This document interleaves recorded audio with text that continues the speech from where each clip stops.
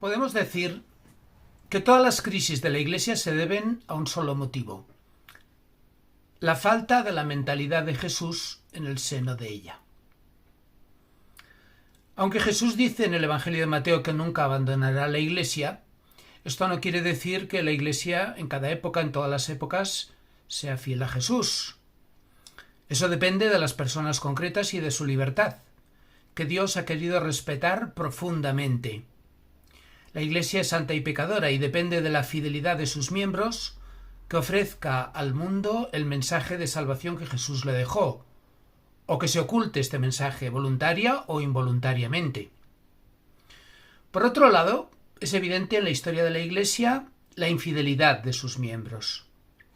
Se podría definir esta falta de testimonio eclesial con un término que el Papa Francisco ha comentado en diversos momentos: la mundanidad espiritual.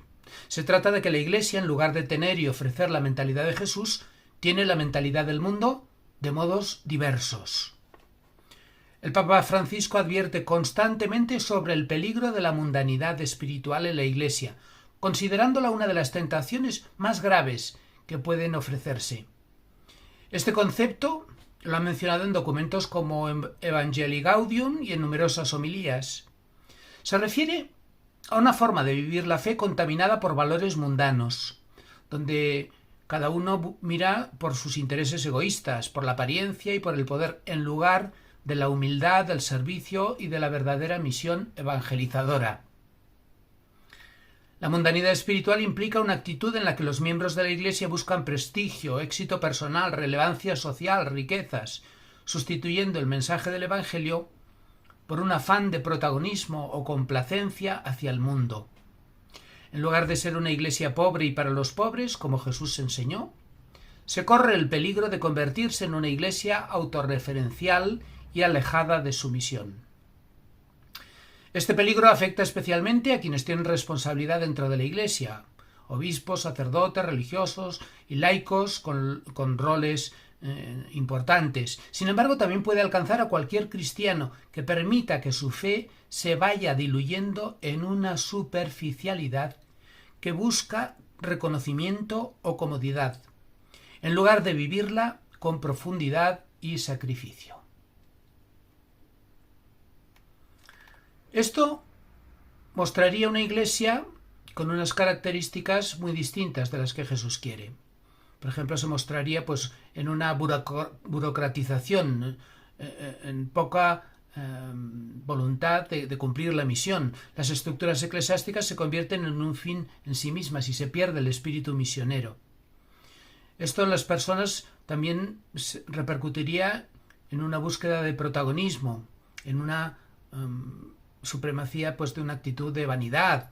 Los líderes eclesiales priorizan su imagen, el prestigio, la influencia social por encima del servicio a los demás, o sea, quedar bien. Esto puede llevar también y puede manifestarse en un compromiso con el poder y la riqueza, y los miembros de la Iglesia podrían buscar alianzas políticas o económicas que comprometen la autenticidad del mensaje cristiano. Y esto también puede repercutir en una visibilidad de la Iglesia en la cual se presenta como una apariencia, pero no se descubre la sustancia, una apariencia sin sustancia. Cuando las actividades pastorales o litúrgicas se hacen de forma superficial, sin verdadera fe, sin verdadero compromiso. Todo esto lleva a una pérdida de credibilidad. Una Iglesia mundana se aleja de su identidad evangélica, causando escándalo y desconfianza entre los fieles y el mundo. Y también llevaría a un alejamiento de los pobres. Cuando la Iglesia se centra en lo mundano, se distancia de las personas y especialmente de los más vulnerables, que deberían ser centro de su atención. Todo ello debilita la espiritualidad. La fe se transforma en una serie de formalidades vacías, sin el poder transformador del Evangelio.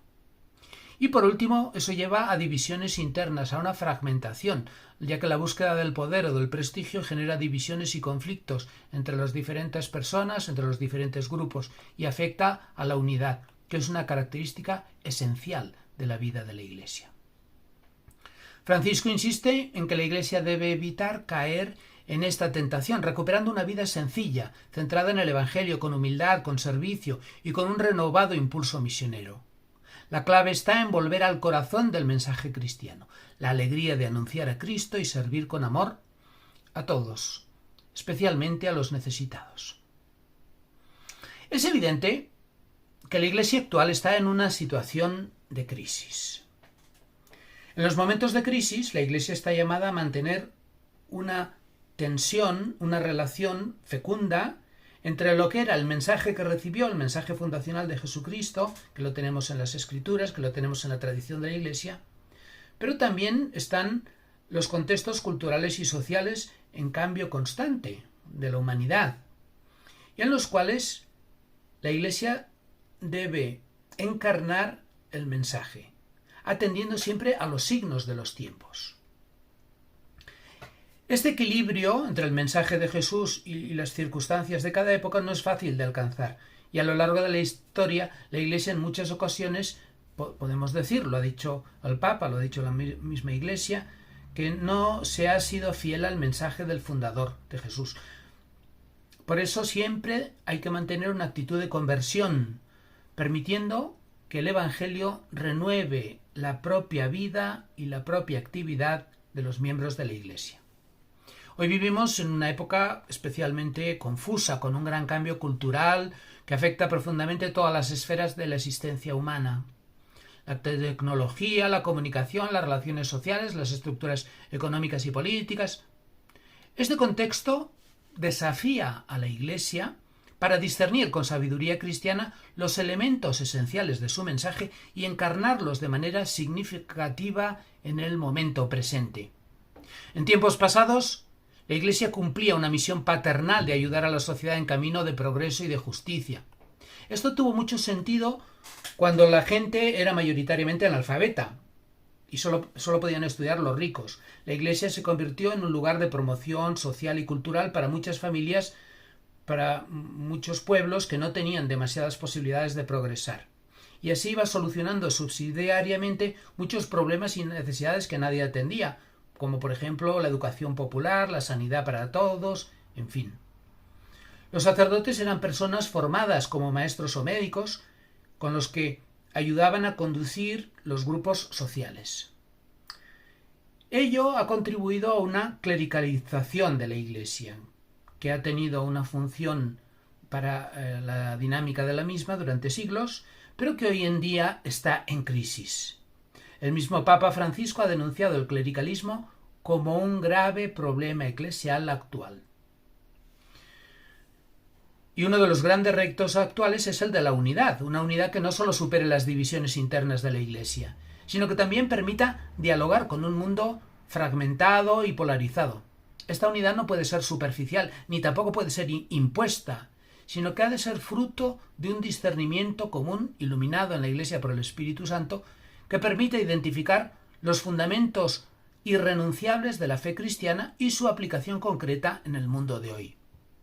El diálogo ecuménico con otras iglesias cristianas y con otras religiones, que ya fue propuesto en el Concilio Vaticano II, debe mantenerse con este espíritu, con un espíritu de respeto mutuo, buscando la unidad de todos los hombres de buena voluntad para promover la justicia y el bien para todos. Tradicionalmente, se pensaba que la Iglesia no necesitaba dialogar con nadie porque ella era la depositaria de la salvación.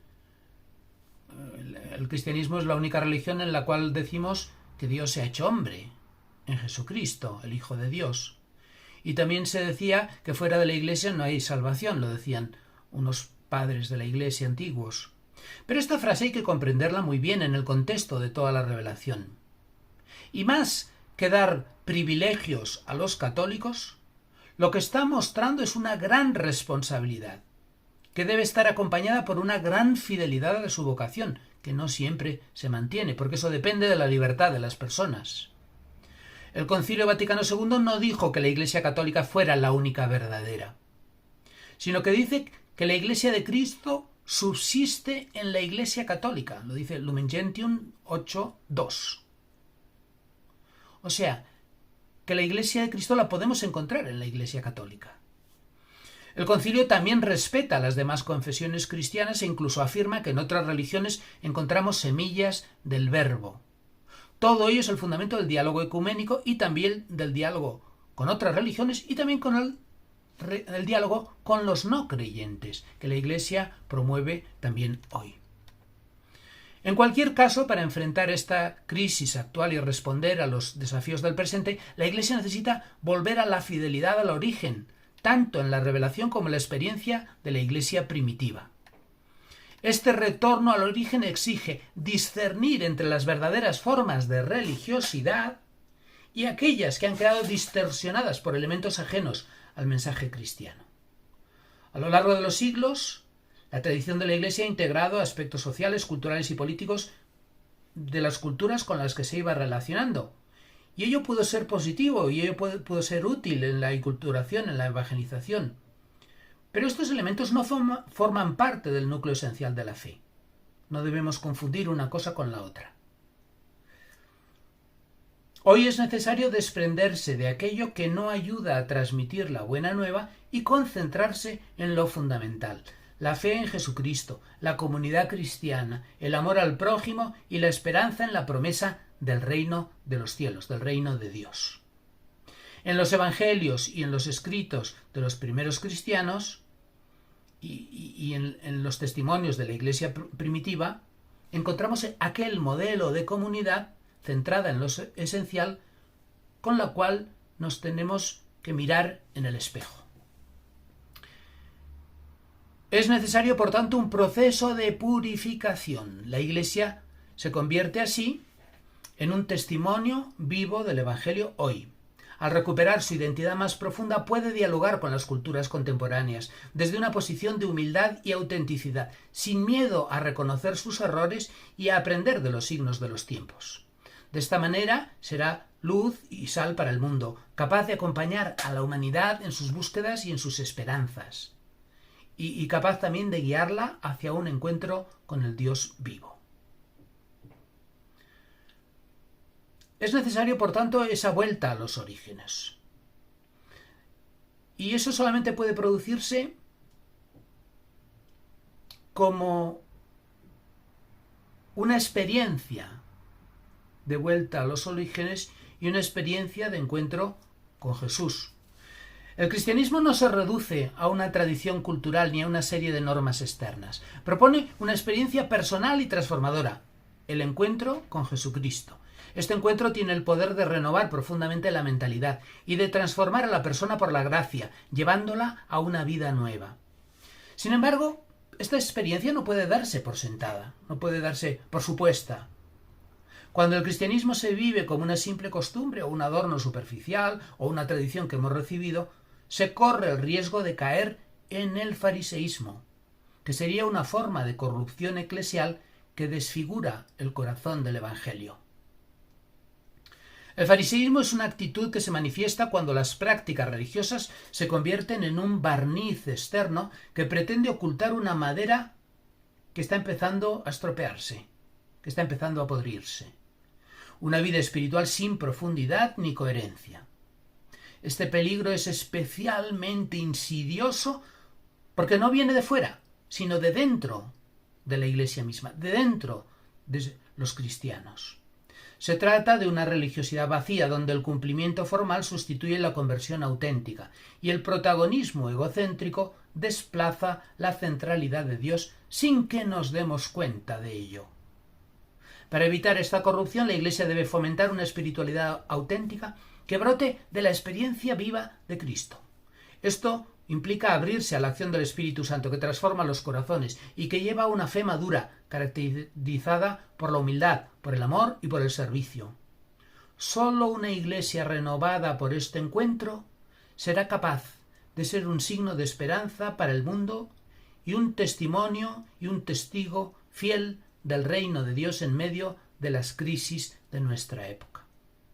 Es necesario recuperar la experiencia del seguimiento discipular en el seno de la comunidad. La Iglesia necesita redescubrir la experiencia del discípulo, del cristiano que se hace seguidor de Jesús y que así va formando parte y construyendo la comunidad cristiana. La experiencia cristiana brota de un seguimiento radical discipular, de discípulos. Jesús llama a sus seguidores a dejar padre y madre, campos y tierras para seguirle. Este mandato no es una simple figura retórica, ni una orden externa que deba cumplirse de manera literal por todos. Más bien apunta a una experiencia fundamental. Abandonar aquellos vínculos naturales y humanos que condicionan y a menudo esclavizan nuestra psicología humana. Este desapego es necesario para recibir en la gracia nuevos recursos que provienen de la palabra divina y de las experiencias humanas que ésta nos está proponiendo.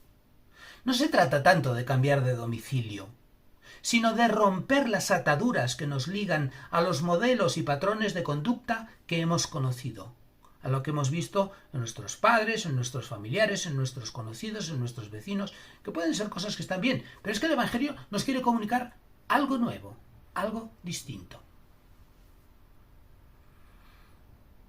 Nadie como Juan Evangelista ha definido el mensaje de Jesús a sus seguidores con el mandamiento nuevo de Jesús: amaos los unos a los otros como yo os he amado. Jesús quiere enseñarnos a amar como Él nos ama. Y para eso tenemos que vaciarnos de nuestras formas de amar, de nuestra manera de amar, de todo lo que ya sabemos. Tenemos que desaprender lo que ya sabemos o toda la influencia social que nos ha condicionado y que sin que nos demos cuenta está modelando nuestro patrón de vida para que podamos recibir otro patrón, otro estilo, otra manera de ser y de funcionar, otra identidad. Solo vaciándonos podemos llenarnos de lo que Jesús nos quiere regalar por su gracia. La gracia nos propone un salir como Abraham de la casa y de la tierra de los padres, para descubrir una nueva identidad que ya no viene de la tribu y sus circunstancias, sino que se modela por la palabra divina que se encarna en nosotros. Este seguimiento radical implica una transformación profunda de la persona. Solo dejando padre y madre, campos y tierras podemos despojarnos de nuestra personalidad del hombre viejo, que decía San Pablo, para recibir la personalidad del hombre nuevo, renovado en Cristo y hecho hijo de Dios. De lo contrario, corremos el riesgo de barnizar nuestra humanidad con una espiritualidad superficial, sin superar las esclavitudes heredadas de la genética y de las influencias sociales y ambientales. Es el gran peligro de los cristianos viejos, los bautizados, que tienden a dar por supuesta su condición cristiana, sin haber realizado a veces las experiencias humanas y sin haber experimentado las transformaciones internas que Jesús reclama.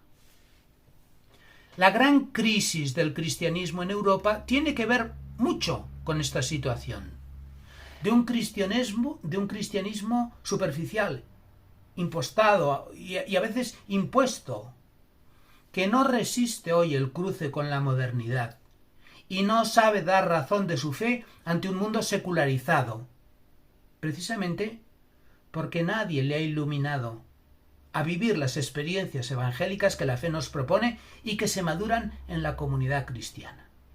No hay mayor enemigo de la gracia que la autosuficiencia con la que el propio ego quiere defender su comodidad y su rutina ante el miedo de un itinerario de fe que no sabemos dónde nos lleva.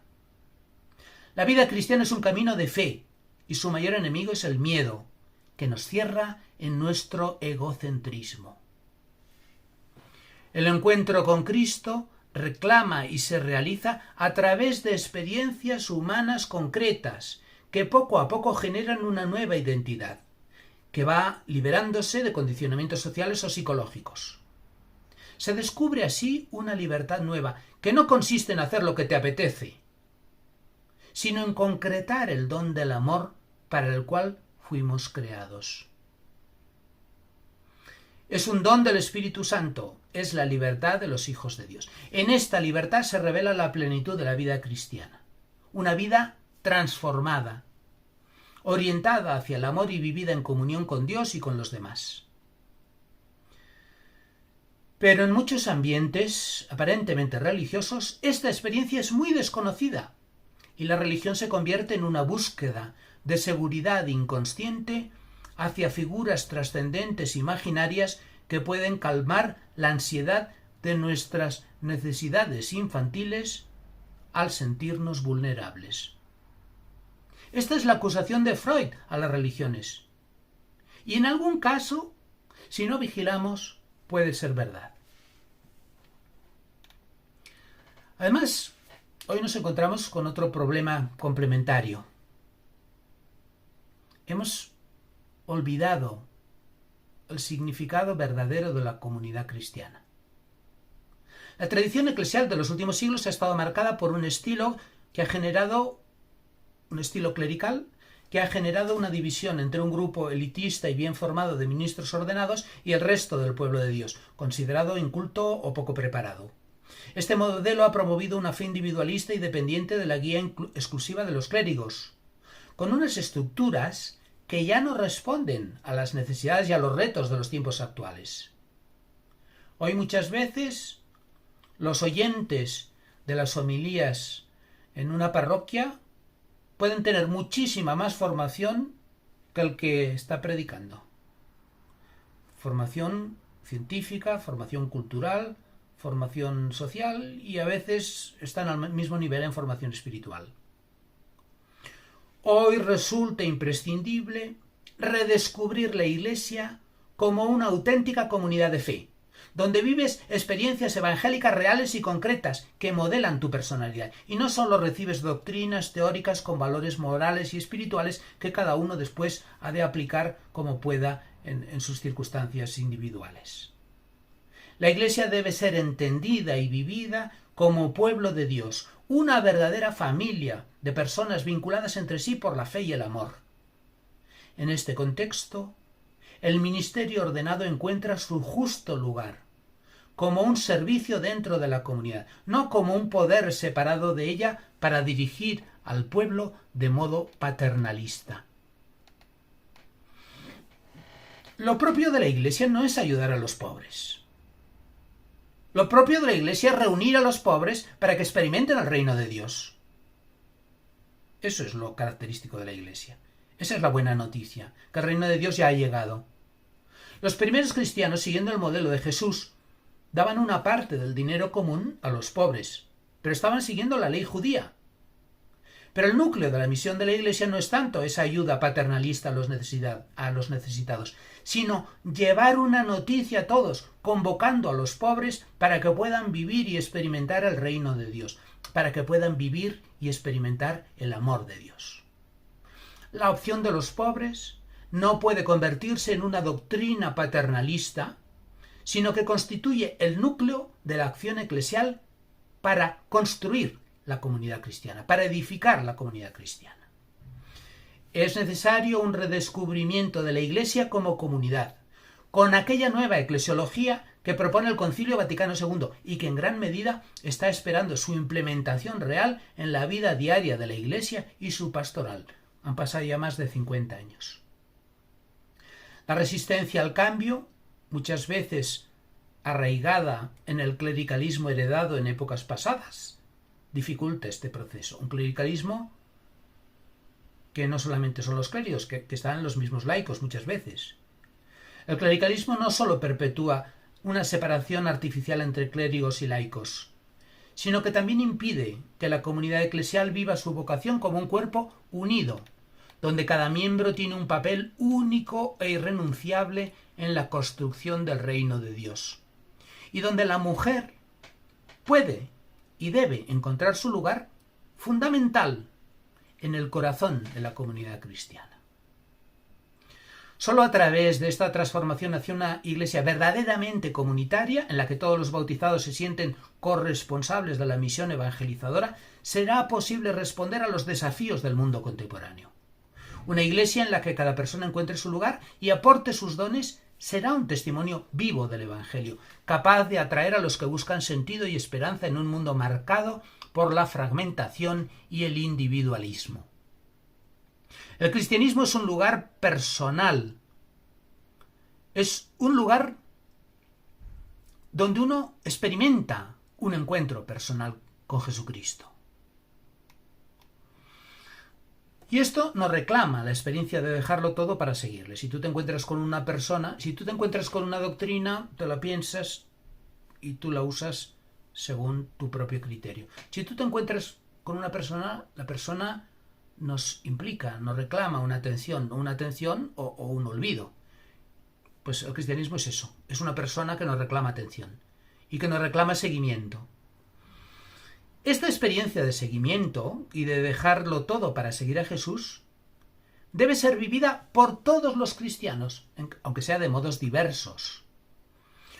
Hoy la prioridad no es promover tanto vocaciones religiosas o presbiterales como hubo en el pasado, o poner la confianza en nuevos clericalismos. Es tiempo del pueblo de Dios, especialmente los laicos. También ellos deben tomar conciencia del llamado radical de Dios en sus vidas, en el seno de sus propias familias a veces, o con misiones diversas. La santidad de los laicos, que subrayaba, por ejemplo, Escrivá de Balaguer, no es nada más que devolver a la Iglesia su identidad laical y resituar el ministerio ordenado como un servicio al pueblo de Dios, tal y como reclama la revolución copernicana del Concilio Vaticano II, que aún hoy debemos encarnar y realizar en plenitud en la vida de la Iglesia. Pero ¿cuál es en el fondo la raíz de la mundanidad eclesial? La raíz de la mundanidad espiritual en el seno de la Iglesia está en decir no a Dios o poner límites a su llamada. De este modo, el ser humano va sustituyendo el seguimiento de Cristo por una religiosidad hecha a la propia medida. En lugar de convertirnos al Dios vivo que ha venido a buscarnos, fabricamos un ídolo de Dios a nuestra imagen y semejanza. De este modo, la religión se convierte en una búsqueda de seguridades que protege, consciente o inconscientemente, los deseos y criterios del propio ego, las propias necesidades. Un ego que puede disfrazarse de religiosidad falsa. No olvidemos que el fariseísmo fue el máximo enemigo de Jesús de Nazaret y que la casta sacerdotal del Templo de Jerusalén contribuyó decisivamente a su condena y a la muerte de Jesús. La mundanidad espiritual, por tanto, ya lo ha señalado el Papa Francisco en Evangelii Gaudium, es un peligro que puede corromper profundamente a la Iglesia y a sus miembros, cuando en lugar de buscar la gloria de Dios, se busca la gloria humana, el bienestar personal o la vanagloria, disfrazados bajo formas de religiosidad o incluso de amor a la Iglesia. Esta actitud puede convivir perfectamente con un cumplimiento de las normas externas. Uno puede continuar siendo cristiano, religioso o consagrado, presbítero o miembro de la jerarquía eclesial o laico, pero ha perdido en su interior la ilusión y el diálogo interno con Dios. Descuida la oración o la sustituye por monólogos en los que escuchamos aquello que nos decimos a nosotros mismos.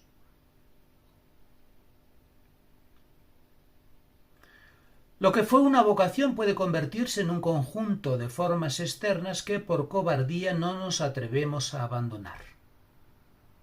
La mundanidad espiritual puede convertirse en una forma de idolatría.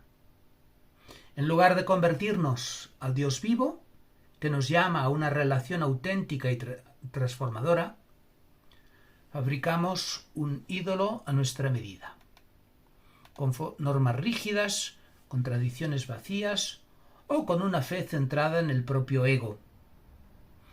Según el Papa Francisco, esta actitud es un modo sutil de buscar los propios intereses y no los de Cristo Jesús. También se habla de ello en la carta a los Filipenses, en el capítulo 2.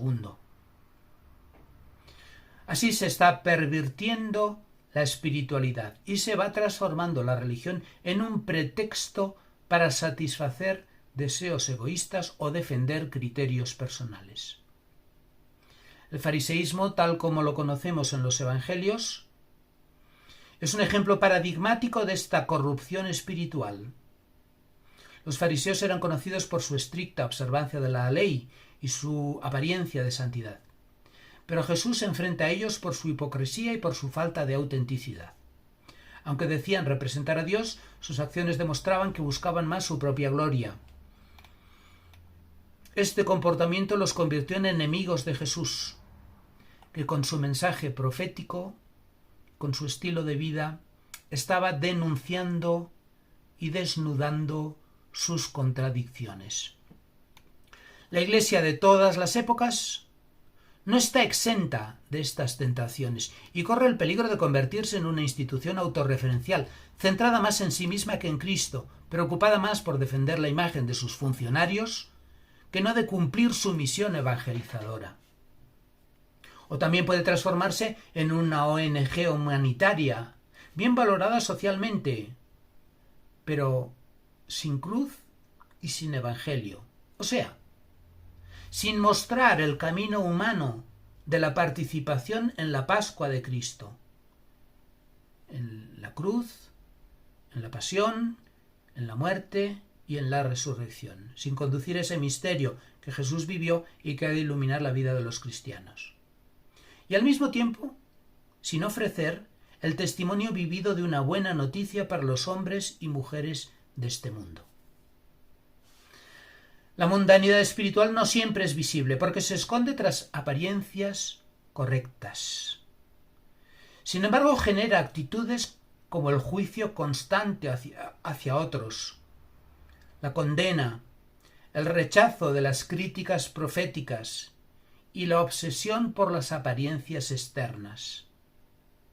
No hay nada más peligroso para deformar la vida de la Iglesia que aquellas personas que han perdido la ilusión de la vocación que los llevó a ella y se mantienen en su seno como un simple modus vivendi, guardando las formas y juzgando a todos aquellos que con su testimonio evangélico podrían denunciarlos.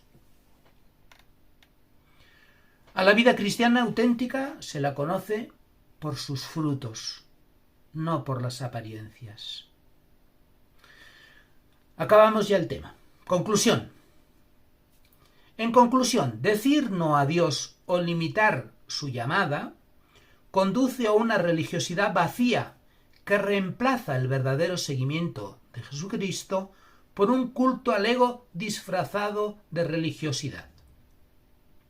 La Iglesia está llamada a rechazar esta tentación para ser fiel a su misión evangelizadora y dar testimonios del Dios vivo que transforma las vidas humanas.